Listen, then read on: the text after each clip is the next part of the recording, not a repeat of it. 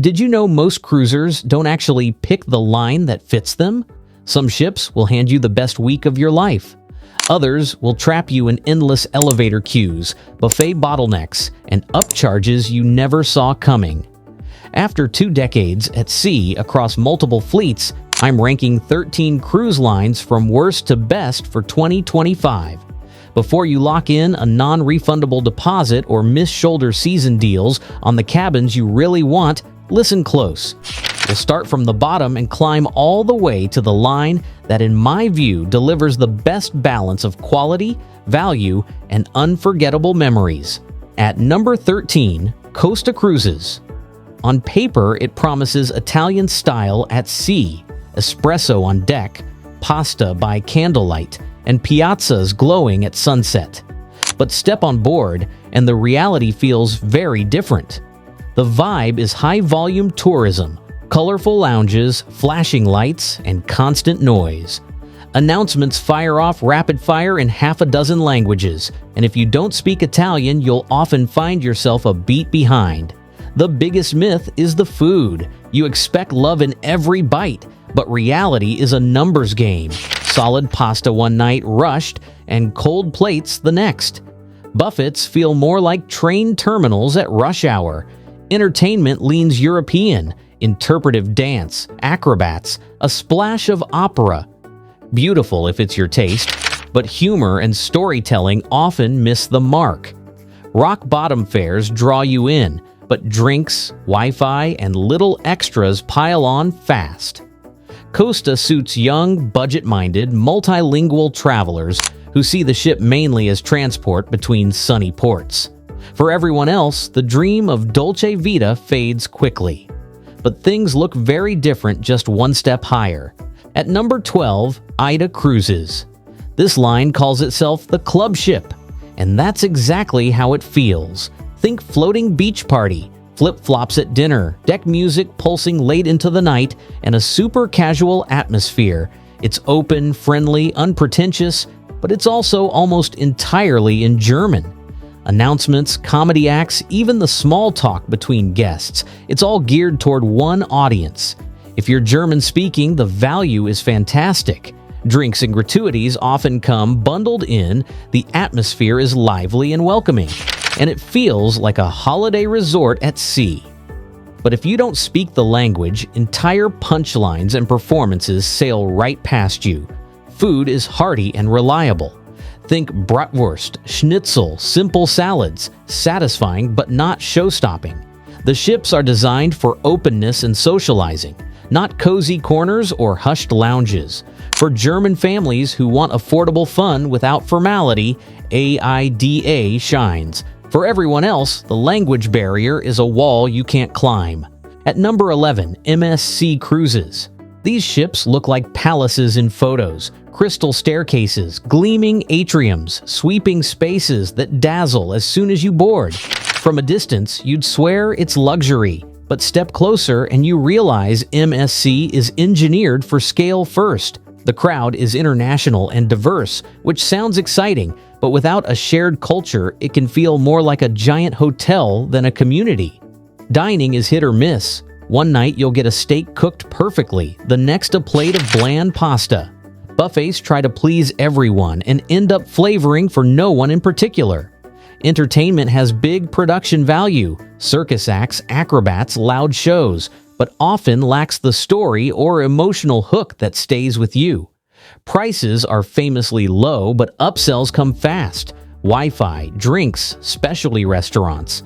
Many first-time guests leave shocked at the final bill. The ships are designed to move thousands efficiently, but intimate corners are rare. Still, there is one exception. Their yacht club experience, a ship within a ship with private lounges, butler service, and all-inclusive perks, flips the script. If you can afford that upgrade, MSC transforms from a crowd machine into a boutique retreat. But for most travelers, it's more flash than substance. Which brings us to a line that has never hidden what it really is.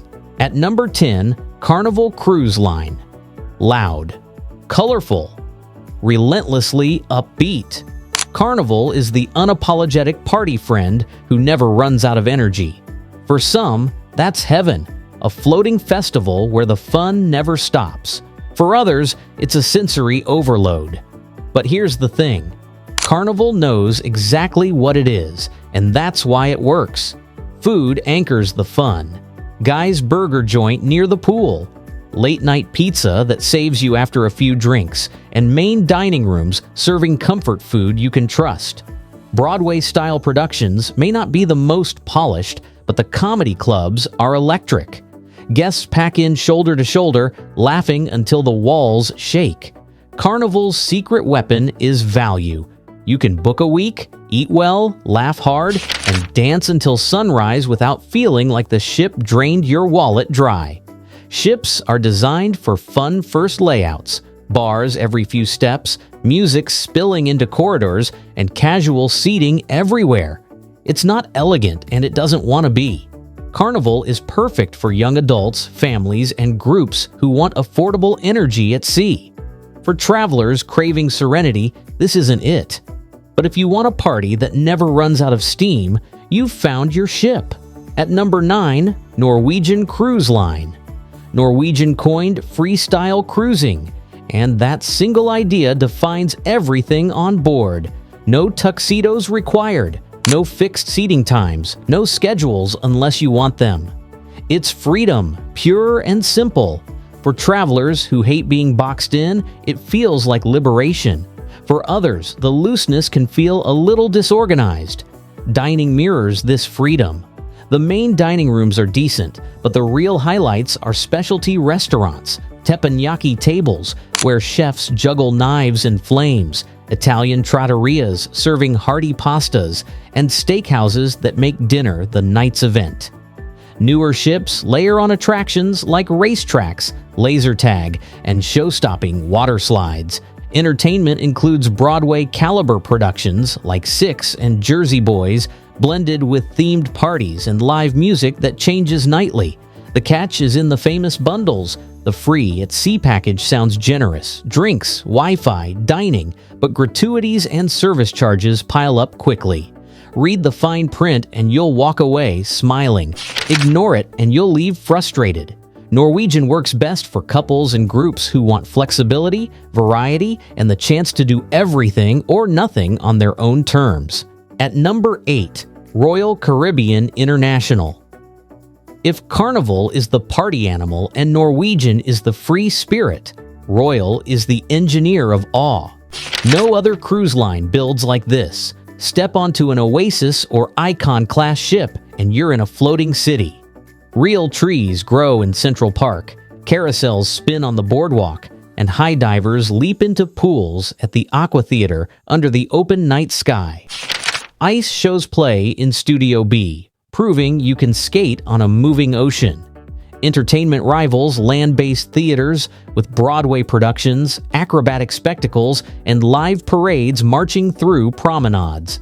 Dining is broad rather than gourmet. The main dining room is consistently good, specialty restaurants shine, and the buffet has options for everyone, even if not everything is excellent. The real magic lies in engineering. Royal's neighborhood system disperses thousands of guests so cleverly you often forget how many people are on board. Elevators move efficiently, and crowds dissolve into themed areas that suit every mood. It's exhilarating for families and groups, sometimes overwhelming for introverts, but always impressive. If you want a ship that itself is the attraction, Royal Caribbean is unmatched. At number 7, Princess Cruises. Quiet sophistication, modern comfort, and classic cruise traditions. That's the heart of Princess. Here you won't find roller coasters or rave-like deck parties. Instead, you'll find elegant atriums alive with live music, sunlit corners perfect for reading, and enrichment programs that actually enrich. Coffee culture is surprisingly strong, with cafes that feel intentional rather than an afterthought. Dining is reliable in the main rooms and elevated in specialties like Crown Grill and Sabatini's. Entertainment is polished but intimate. String quartets in the piazza, guest lecturers, cooking demos, destination talks that make you feel connected to where you're sailing.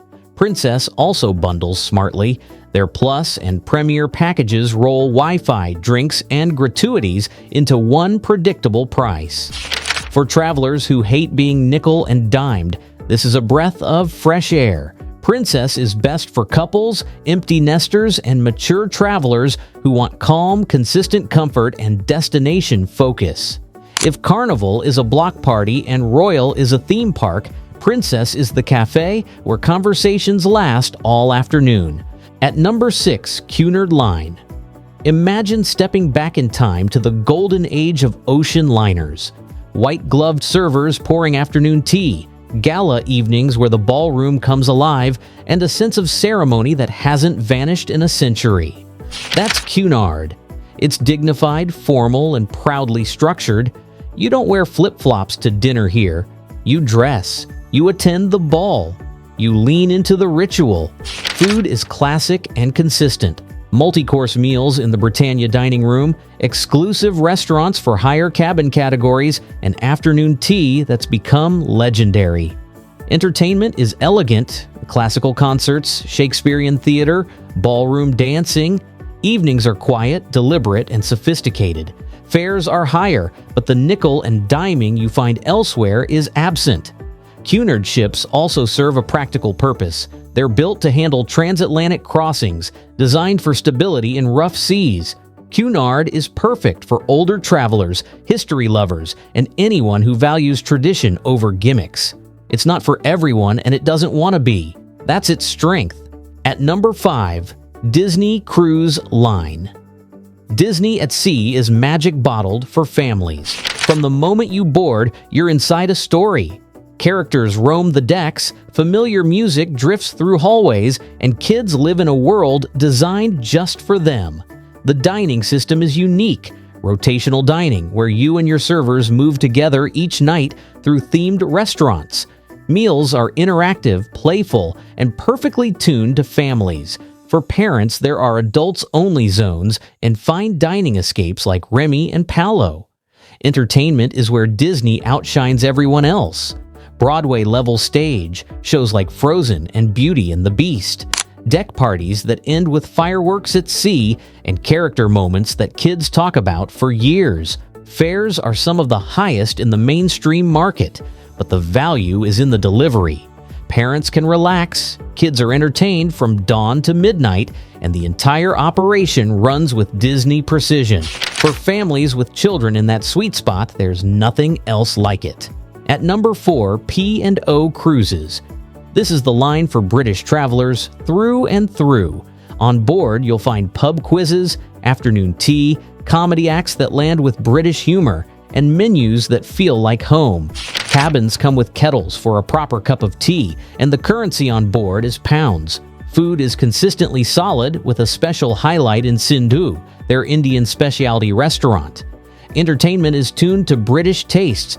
Tribute acts, live bands, theme nights that pull people together. Pricing is competitive, and the absence of a strong tipping culture keeps costs straightforward.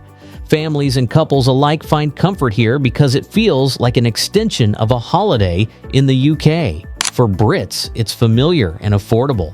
For outsiders, it may feel quaint, but for the right audience, it's a perfect fit. At number 3, Ponant. This French line is quiet luxury on small ships. Think boutique hotel at sea.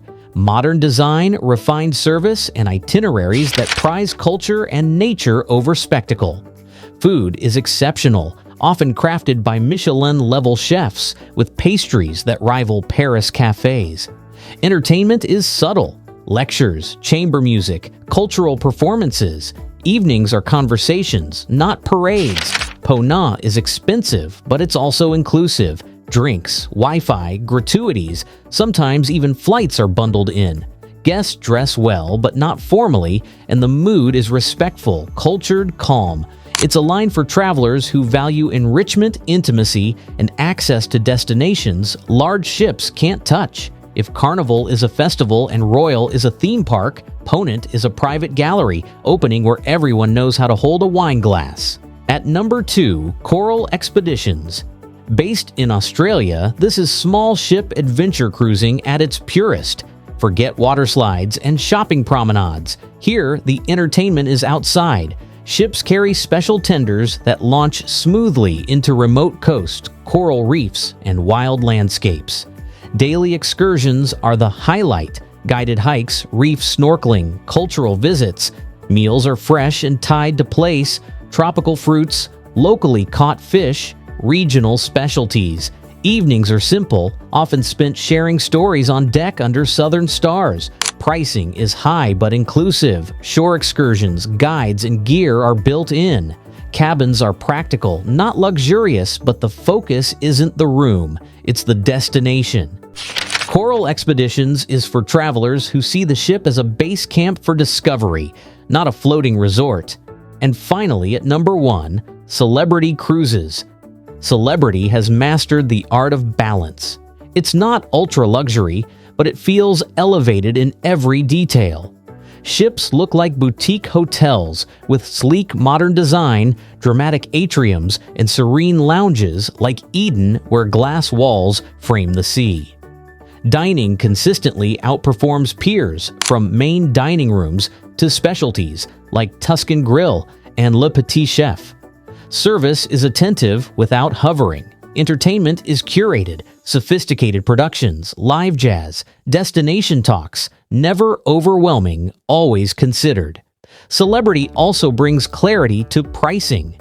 Their always included model wraps drinks, Wi-Fi, and gratuities into fares, removing the nickel and diming that frustrates elsewhere. Edge-class ships even push cruise design forward with features like the Magic Carpet, a movable deck that serves as tender platform by day and cocktail bar by night. The vibe is calm, adult-oriented, and sophisticated. For couples, food lovers, and travelers who want quality without paying ultra-luxury fares, Celebrity is the sweet spot. It's where style meets substance without compromise. So, what's the lesson from bottom to top? There is no single best cruise line for everyone. The lines at the bottom aren't unsafe or poorly run. They simply serve audiences most travelers don't belong to. The champions at the top succeed because they know exactly who they are, and they deliver it flawlessly. If you want parties, pick the party line. If you want tradition, pick the traditionalist. If you want boutique calm, pick the boutique brand. And if you want balance, elevated dining, sophisticated design, and consistent service without breaking the bank, you've just found it. Now tell me in the comments which line fits your dream journey. And if this helped steer you away from the wrong ship, hit that like, subscribe for more insider wisdom, and join the conversation. Because at sea, the destination matters, but the journey matters even more. And the best journeys are the ones that fit you perfectly.